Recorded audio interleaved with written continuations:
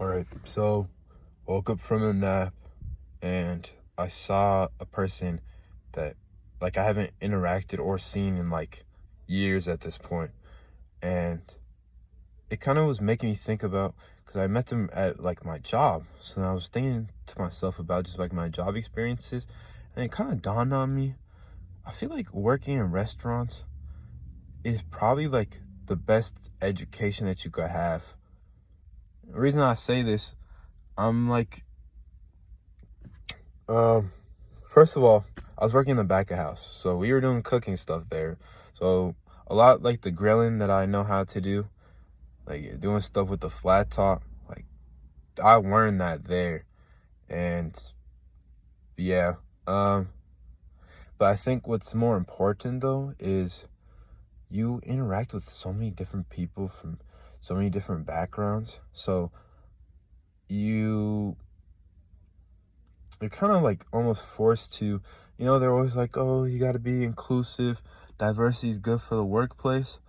And working in a restaurant helped me realize there's a diversity of experience, not just physical factors or what you believe or all that sort of jazz. But there's not everybody's coming from the same background. So you learn a lot about people and how to occupy yourself around people.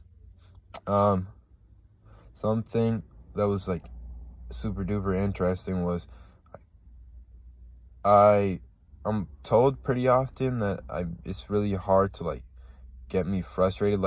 People don't know where my limit is, because everything just kind of seems to pass through me. And I guess I was thinking about it, one place where that was really strengthened was working in restaurants, because you're always dealing with people that sometimes you're gonna have people crashing out on the line, and sometimes you're just gonna be getting yelled at, having passive aggressive behavior. But then at the end of the day, you're hey, I'm here to make money. I don't want to dislike you all. So then you kind of just start to see it, instead of them being necessarily frustrated at you, you kind of just, I start seeing it as well, people are a product of their surroundings. So however they work to get their frustrations out, that's how they're just gonna default to when things get tough. So I needed to see it as less of a personal thing. And I think I've really carried that with me to this point now. And I'm not gonna say, oh, I don't get frustrated at all. I definitely do.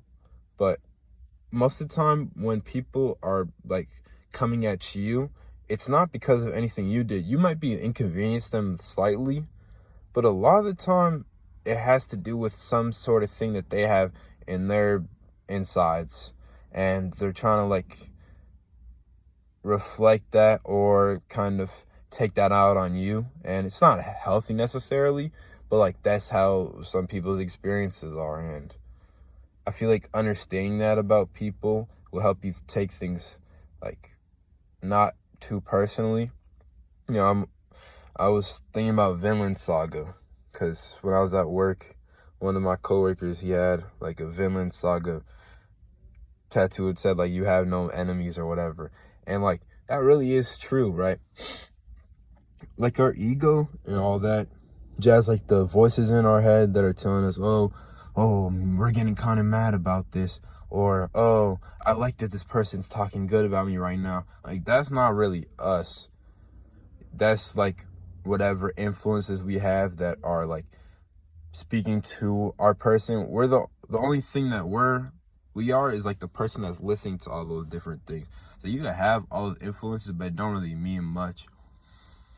I guess what I'm trying to say is that enemy that you created in your head is just a figment of your imagination. Because if you start seeing their actions, yeah, some people might actually have legitimate animosity towards you, but the thing is, if you don't take them to be your enemy, if you don't take them to be your Joker, they don't have any power over you. Imagine if Batman was just instead of being this trauma dude who fights mentally ill people, he was just I'm just gonna ignore you, Joker. Just walks, and Joker is like, oh, I'm gonna take this person, da da da da da. Be like, oh, okay. Like, a lot of the time, Joker's not really, he's doing some, like, I don't know, very heinous stuff.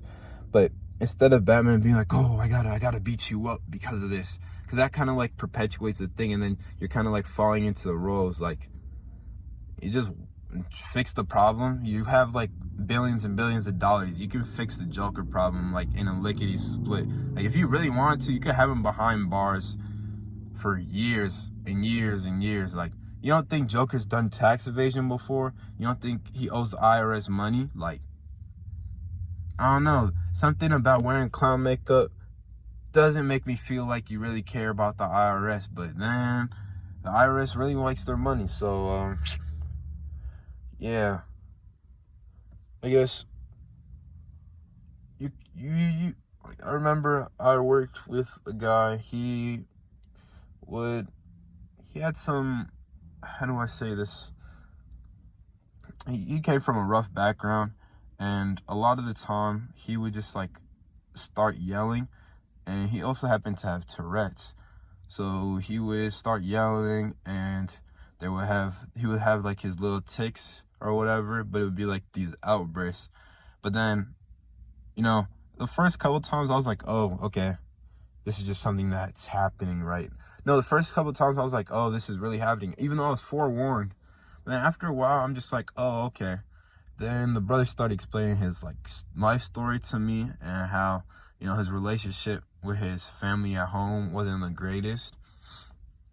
And then stuff started to make sense to me. But if I would have been sitting there being like, oh, he's yelling, he's getting mad, he's starting to like move very aggressively, and I internalized all that, now I'm viewing him as an enemy to myself, even though that's not really what's going on. That's just how he gets through with this stuff. Even like passive aggressive people, it's like, you think it's more methodical because they're like, maybe they're just using their words, and like, something about words, it's just like a dagger, like, it's small, but it's sharp. So when people use different words, or they use different tones, like, because it's not enough to actually like get you going. Like, if you were just like, oh, I didn't like the way she was speaking to me, then people would kind of be like, oh, it doesn't have like the same like je ne sais quoi as like, oh, I'm punching you, like you punched me and that's why I'm mad at you. It's like just little things and little things and little things, and it stacks. But then you also see maybe that person came from an experience where you were told to like shut up all the time, and if you're growing up like that, then all the little times you can have to throw like little daggers into people, then that's gonna be your way of getting your anger out, because you weren't allowed to like necessarily just blow up at people. So, but if I start seeing that as, oh, the person's really just mad at me, then it's gonna hurt me. So there's a lot more stuff that you learn in restaurant stuff, but I think that learning how to kind of regulate your own emotions, especially because things get busy. So being like, oh, I'm gonna let every little thing get to me. You don't have an option. If you want to like your job, and a lot of people don't like their job, but if I want to like my job and build like pretty good connections with the people that I'm working with, I need to have my emotions under control. And that means letting some little side comments, some little words. It's not like I don't hear them. It's not like I don't hear the tone, but I just have to let it slide, because I know for like the betterment of everyone around, like it's just gonna be better. Because a lot of the time too, people, they say certain words, but it's not like, they don't mean it to be mean. They're just like, that's just the words that they use. So yeah, there's this.